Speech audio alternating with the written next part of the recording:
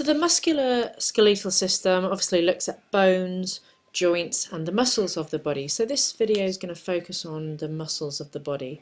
Some of it you may be familiar with from GCSE, but we have to pay important attention to some elements of this topic.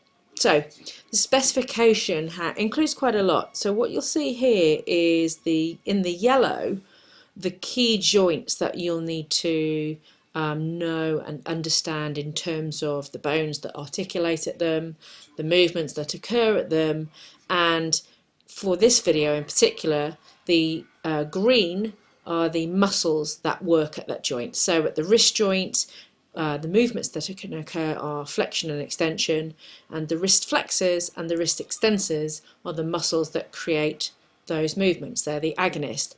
So here listed we've got each joint and the movements and the muscles that work at that joint.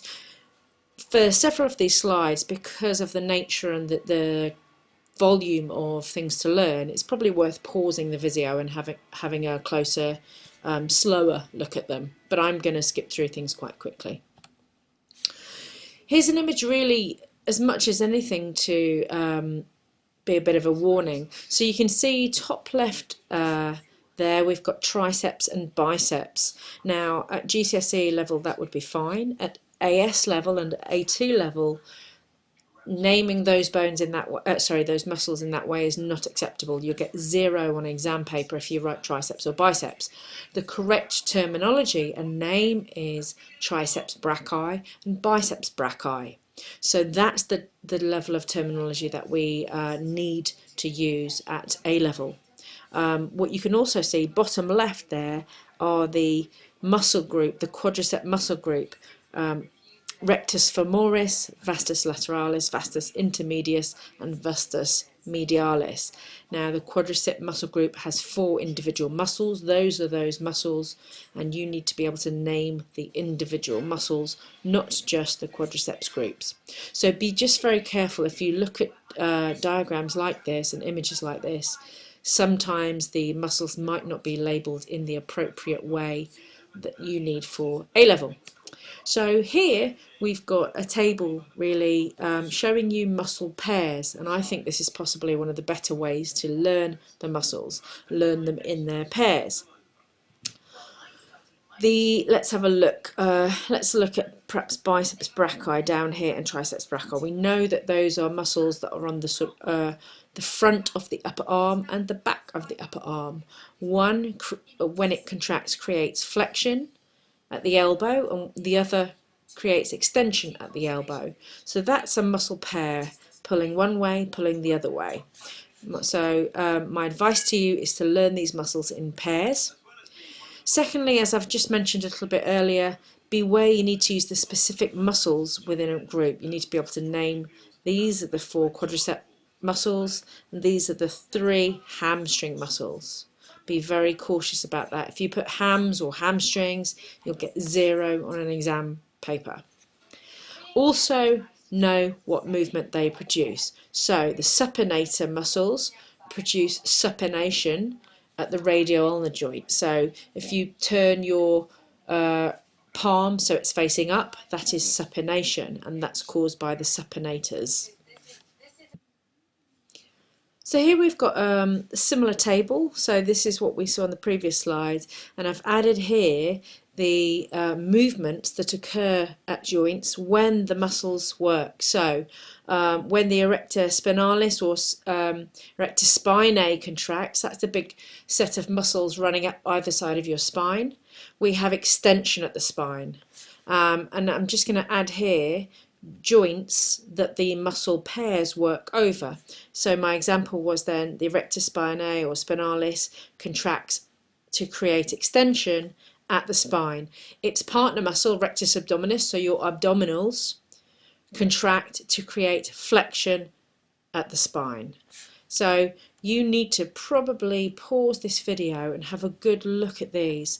Gluteus maximus, so the big muscle in your bum, when that contracts, it creates extension at the hip joint, so your leg is pulled backwards.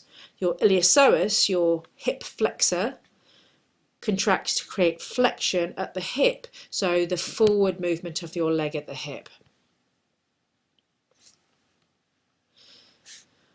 What we go on to do now and look at now is each joint, and these are the key sort of elements of information that you need to know. So again, I'll go through this one very quickly. Then what I suggest you do, because I don't have time, is to pause each slide, each joint, and have a closer look at them. So the shoulder joint, what classification is the shoulder joint? What type of joint is the shoulder? Does it have a large or a small range of movement? Is it particularly stable or not?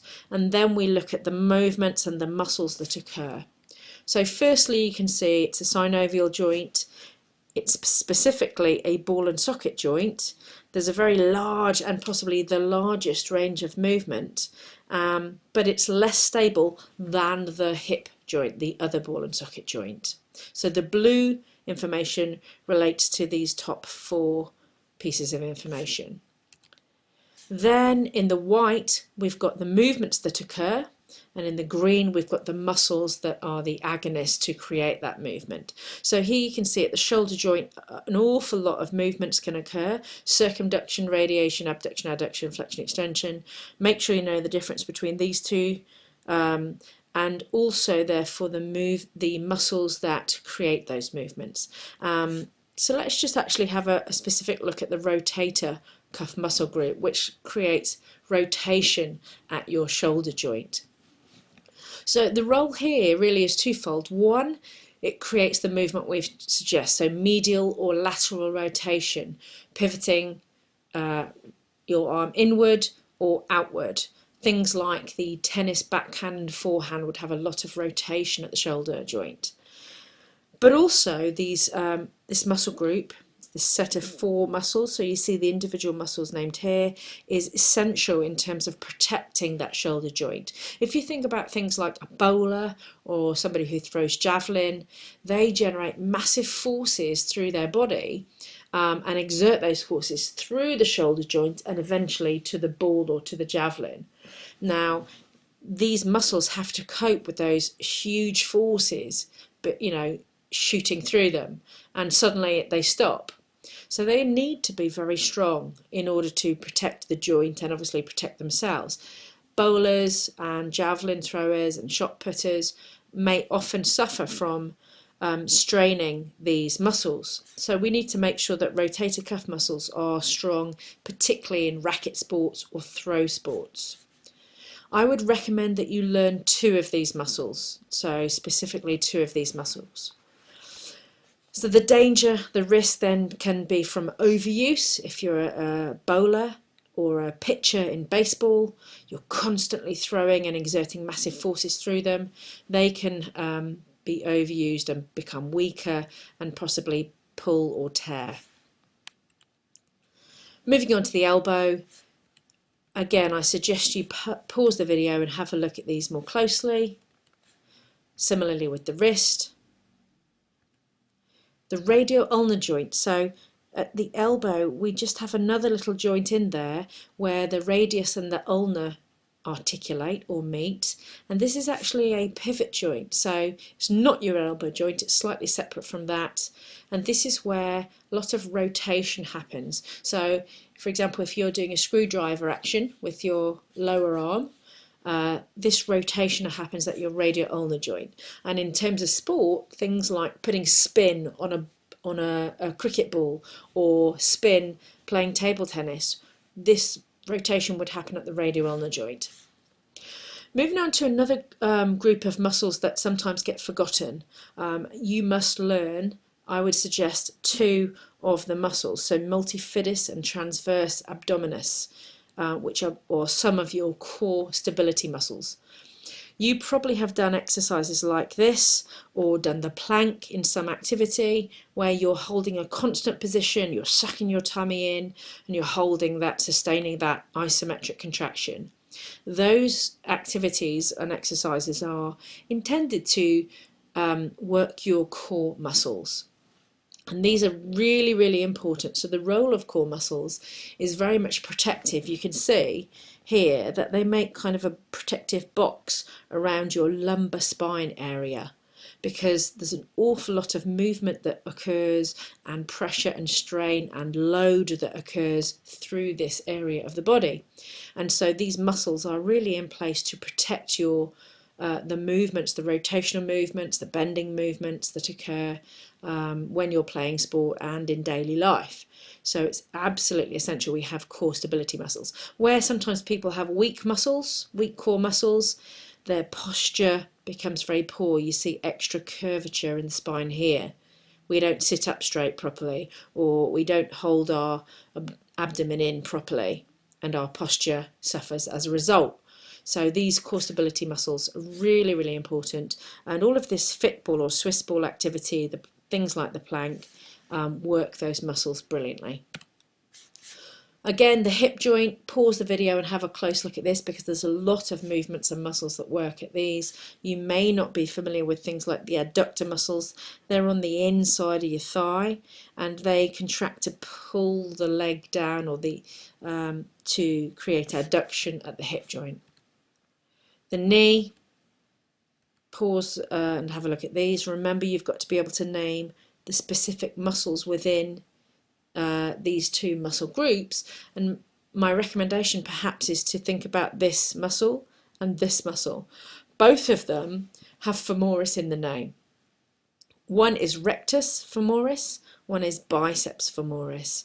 I remember the biceps femoris because when you contract your biceps in your arm bends. When you contract your biceps femoris, one of your hamstring muscle, your leg bends. So bicep is the bending muscle. So perhaps a way of remembering at least one of those muscles is biceps femoris and rectus femoris. Ankle joint. Language here, terminology here. If you're talking about pointing your toes, your gastrocnemius contracting, your calf muscles contracting and making you point your toes, that is plantar flexion. So pointing is plantar. Dorsiflexion is when you pull your toes up to your shin. So here's the summary slide again, which shows all the joints and the muscle groups that work them and the movements that occur. Just really make sure that you can look at an image and describe exactly what's going on, what muscles are working and what movements are occurring at several joints. In summary then, I think the best way to learn the muscles, the bones and the joints is to repeatedly use them and look at them. So becoming much more familiar with the specific terminology. Remember, you have to step up from GCSE and use the A-level equivalent language. Learn the muscles in pairs. Be able to use the terminology in a movement analysis. So practice thinking about the sports you play, the skills you do, and analysing them. Pick a joint. Can you name the muscles? Can you name the movements? Or look at images you see on the TV or in magazines or on the internet. You can get quite a lot of marks in the exam paper for just being able to identify these kinds of bits of information.